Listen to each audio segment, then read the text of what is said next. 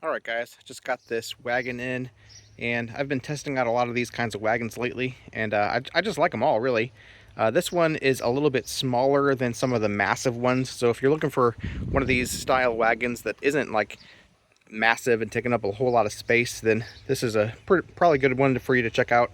I love these things because of their all-terrain wheels. Like, you really can roll over just about anything with these things, and of course everybody likes them because of their huge capacity in here. So this one here, like I said, it's not massive, but it is still 24 inches long and about 14 inches wide, and then about 10, maybe 10 and a half inches deep. So still got plenty of room in there to carry a whole bunch of stuff. Love hauling things like wood. People will love to haul their kids around in these things too. This one has a good length for a handle, and that is adjustable, so you can adjust it. I think it's with this thing here. No, it's down here. Right here.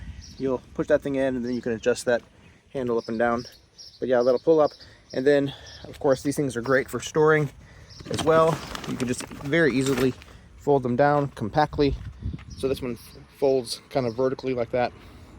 But yeah, these are great wagons for just, you know, out and about, going just about anywhere.